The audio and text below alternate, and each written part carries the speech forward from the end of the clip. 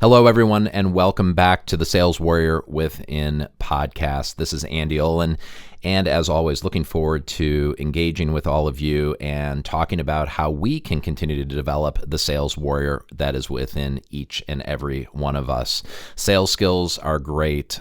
Business skills are also great life skills. And guess what? When you're in relationships with people in life, those relationship skills in your personal life also make for great sales skills and great business skills. And that's what's so cool about working on these skills together and expressing the sales warrior within each of us.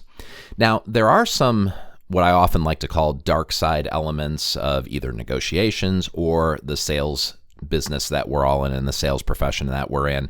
And when I think about all the negative sales stereotypes out there around selling, there are certainly plenty of them. We know all of the Hollywood stereotypes, from the Wolf of Wall Street to Tommy Boy to all the horse trader analogies or the snake oil salesman. So we're always dealing with this whirlwind of negative sales stereotypes in our environment, in our profession. And we battle every day to overcome those things. But there are some demons that sometimes haunt us as well as salespeople. And there's one that I wanted to talk about today with you and just sort of tease this out and introduce this subject. I think there's a lot we can do in our community around this topic. And one of the demons that I've had to overcome and work with almost on a regular basis, and I see this in a lot of high performers as well, and I see it in a lot of salespeople who sell high price items. Maybe it's capital equipment, maybe it's high price services, maybe it's a high price innovation of some sort. That imposter syndrome can sometimes haunt us high performers and us salespeople. And let's talk a little bit about what imposter syndrome is. It's an emotional challenge that's actually been fairly well documented. But as we think about it inside of sales and inside of high performance, imposter syndrome is an element of self-doubt or our shying away from our successes. And really the call to action here is that if you take an examination of yourself and you feel at times this imposter syndrome starting to creep in, oh my gosh, I've had a really great sales year. I don't know if I can repeat it again next year. Or wow, I just sold this huge capital system, this great solution to a customer. I don't know if I'm ever going to be able to do anything like that again. Those are examples of the imposter syndrome, that a self-doubt creeps in, a fear that you can't repeat this great accomplishment that you've had. Maybe it's the analogy of getting to the top of the mountain, and can you stay at the top of the mountain? And what I want us to be able to do here within our community and as sales warriors is to recognize that we are going to have big successes. And when we do have big successes, we are not imposters. We've created that through our hard work. We have earned that. And yes, team, we will repeat those successes. We will not only get to the top of the mountain, but we're going to find a way to stay there. And if there's even a summit that's a little bit higher that we can see off into the horizon, we're going to find a way to get to the top of that summit and that mountain as well, too. And I was reflecting on this as I was coming home from a business trip not too long ago, where I was actually out with one of my favorite clients, and we had a chance to catch up over a couple drinks before the dinner event. And the CEO of this company came up to me, and we were talking about things. And at one point, he looked at me and he said, "Andy, you charge us a lot of money, and we pay you a lot of money." And I said, "Well, the good news is that it's working." And instead of shying away from that comment, even though he was half joking, but probably not half joking, he also probably had seen the invoices that I had submitted to him, he acknowledged that he's paying a premium for me to be there with his team and to work with his company. And instead of me shying away or feeling like an imposter in that moment and saying, well, that's embarrassing, I don't really deserve that, I actually stepped forward and I said, "You're welcome," because in your latest earnings release that you shared with Wall Street, you actually signaled to investors that your average selling price of the products we've been working on through Yes If negotiation training, that the pricing was going up, which is a signal that their negotiation skills and the return on their training investment has really paid off. So instead of shying away from that moment where a CEO sort of calls you out a little bit in a half joking, half serious way, I actually stepped into that moment, acknowledged it, and said, "You're welcome, and it's worth it because we are creating great things together." And so as we think about imposter syndromes, if you sell something at a high price point. Let's say it's a $50,000 medical instrument. Let's say it's a $100,000 industrial solution. Let's say it's a $150,000 software solution. What I see in salespeople is that the bigger the price tag is of the solution or the product, they actually start to shy away from stepping out there and saying, your investment is going to be $100,000, and let me tell you why that is a superb investment for you to make. Rather, people will often say things like, well, it's $100,000, but I think I can discount it for you. And a savvy customer is going to hear when you first reveal the pricing that you're also willing and ready to give a discount. Okay, let's talk about the discount. And all of a sudden, the whole conversation, because of that feeling of being an imposter standing next to this really high-priced item, has overtaken your sales skills and your sales thoughtfulness.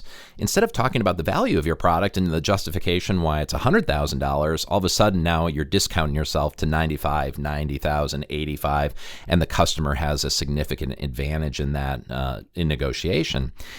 That's where I see the imposter syndrome really coming in and clipping or making it challenging for salespeople. Is if you're not totally proud and confident to stand by the high price, high value product you sell, you can fall prey to being an imposter. And when you fall into that imposter syndrome and are shying away, there's self-doubt that creeps in. That's when you're going to start to give away value. Your customer is going to lose confidence if you're not demonstrating the confidence of the value that you in your product or your service create. So that's why it's really important that for especially all of you that are out there selling very high price items, that you feel that confidence, that you have that security. You're not shying away from the big moment to talk about the extreme positive impact it will create for your customers. You don't want to fall prey or victim to the imposter syndrome in that moment. Now, there are some examples that we can point to of where there are probably salespeople who don't feel an imposter syndrome even when they're with high price items. Let's think about a real estate agent. They might be selling a $100,000 house or a $10 million home. And I've never met a real estate agent who is running away from revealing that price. This is $10 million. And part of the reason is, as a real estate agent, as a salesperson, they have the benefit of they're not setting that price. And they're representing you, a buyer, and they're showing you the inventory that's in the marketplace. And those prices are set by the sellers. And when the seller sets the price, and when the price is very clearly listed out on realtor.com or on Zillow or whatever site you go to look at homes, the real estate agent already knows that I, the consumer, have probably seen that $100,000 price tag or that $10 million price tag. And so when that price discussion comes up with the real estate agent, they probably don't feel an imposter syndrome because they never were a part of setting that price. They don't have to represent that price. The seller and the seller's agent has to do that. So I can understand in real estate, it's a little bit different for real estate agents. And I also think about folks that sell very high priced cars. So if it's the Ferrari, the Lamborghini, the high-end Mercedes, you as a consumer probably walk into that car dealership already having a sense of what the price is. A Ferrari could be $200,000. And so when you ask the salesperson, what's the price of your car, he or she is probably not slouching away and saying, oh, it's $200,000, but we can start cutting price. No, they don't do that. They know because of their brand, because of the information that's already available, because they know you've done your research, that the moment you step into the Ferrari dealer and are looking at a car like this, you already know it's going to be a high price situation. So those are a couple examples where there are salespeople who represent big ticket items, but we never see them falling prey to the imposter syndrome. So how can we ensure together, if it's me selling my products or you selling your goods and services, that we don't fall prey to the imposter syndrome? And I think there are a couple things I'd like to share with you and a couple steps to take. First, when you sell something of high price, high value, and you have dazzled your customer, take a moment to do a personal celebration and victory lap of that. Be proud of your accomplishment. Recognize that it was your hard work, your effort, your determination that got this deal done, and done at a very, very high level. Enjoy the compensation impact that it'll have. Enjoy the quota achievement that it will likely bring to you. Take a moment to enjoy that and revel in that. It might be a celebration of one. It might just be you reflecting on it and thinking about it. That's okay. Someone gave me the advice once too, as someone myself who likes to do public speaking, is don't shy away or don't run away from the audience applause at the end of the presentation. If the audience wants to give you the gift of applause and appreciation, don't run off the stage while they're doing it. Just stand there, put your shoulders back, and smile back at them. Take a moment to enjoy their recognition of the value that you created for them. And I think that's a great visual. If you can envision someone giving a great presentation and then all of a sudden running off the stage, maybe they felt like an imposter in that moment. They didn't deserve that. Now, turn that around, stand in the center of the stage, receive that applause, and it's the same for sales.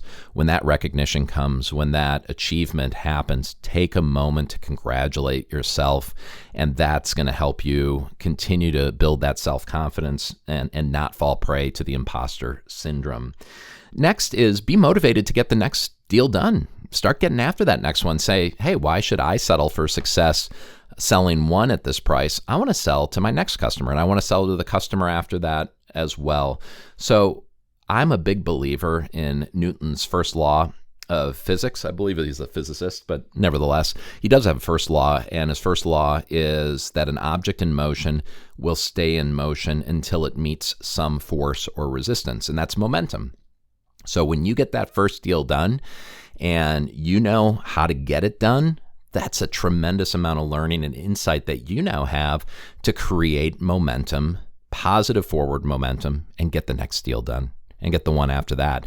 So the imposter would say, look, I got the first deal done. Maybe that's as good as I'm going to do. I now fear my own success, and I don't know if I can repeat it. And they might take their foot off the throttle. In a way, they are decelerating, or they are screwing up their own momentum that they created. The positive forward momentum from their big win that was created the foot has been taken off the accelerator. The momentum slows because the self-doubt is creeping in. So you get that big sale. Don't fear the next one. Accelerate towards the next one. And I don't know why it always happens. I'm just a big believer in threes, that I always think that big deals close and land 3 at a time. So maybe it's the end of September and you're waiting for a couple big deals to come in and you have 5 possibilities out there. If you've done your work and one comes in, my guess is that the next 2 will come in and you'll land 3 out of those 5. And that's momentum. And I believe in that an object in motion, a salesperson in motion, stays in motion and continues to drive success. And I think taking that mindset into your sales success and into your next sales success will help you avoid the imposter syndrome creeping in and impacting your confidence. And then finally, it's just to be motivated and to stay motivated, stay hungry. And I think the best way to do that is always to reflect on what did you learn from your success? What went well? What could have gone even better? And how can I replicate this? And I always think of successes and sometimes setbacks as well as great learning opportunities and great motivation opportunities. So as much as people say, you think about sports analogies, that a defeat or a setback, we learned a lot, we'll apply that learning to the next game. Okay, that's good. Have the same mindset when it comes to a big win. Okay, I learned a lot in how I got to success. Let me take that learning into my next experience, apply it, and if my algorithm's right, if my energy's right, if my motivation and my preparation and determination is all there, I'm probably going to repeat this success. And that becomes almost a self-fulfilling prophecy of forward momentum, success, confidence, motivation, and always achieving that next summit, always achieving that next mountaintop and goal that you set for yourself. So what I'd ask you to do as a call to action to close out the podcast today is think about the following question. Have you ever found yourself feeling like an imposter as a salesperson or as a high performer, the high performer that I know you are? And if the answer is yes, start to understand why. Why is it? Is it fear of failure the next time around? Is it fear of success? Is it fear that you can't stay at that high level? And if it is any of those fears or other things that you identify, what can you do to change that mindset, change that perspective, and create positive momentum for you that says, when I get and create success, that means I have another one coming and I'm getting better and better at what I do. So continue to think about that and continue to pull yourself away from the imposter. Stand by your high-priced products proudly. You're selling a high-priced product. It's probably a high-margin product as well. That probably drives great compensation and quota benefits for you. So stand proudly by those. Let your customer know you're confident in what you sell. Let your customer know they can't try to take any imposter syndrome negotiation advantage from you. And then rotate your mindset from a fear of being at the top to embracing being at the top of your game, and then challenging yourself and motivating yourself to find that next summit. And I think that's a wonderful gift you can give to yourself. And it's something that I certainly work on and will continue to work on. And as I have more and new insights about this and hear from you as well, we'll look forward to sharing that with our Sales Warrior community. As always, it's a treat to talk with you. It's a treat to share with you. If you do have a reaction to this and want to share some insights, you can always follow me at Andy Olen on LinkedIn and also on Instagram. You can also email me, andy@andyolen.com, and I always look forward to hearing about your stories and great successes out there. Thank you so much for tuning in to this episode of the Sales Warrior Within podcast. I look forward to hearing more and more about your successes. And in the meantime, and as always, my name is Andy Olen. Good selling, good leading, and good living.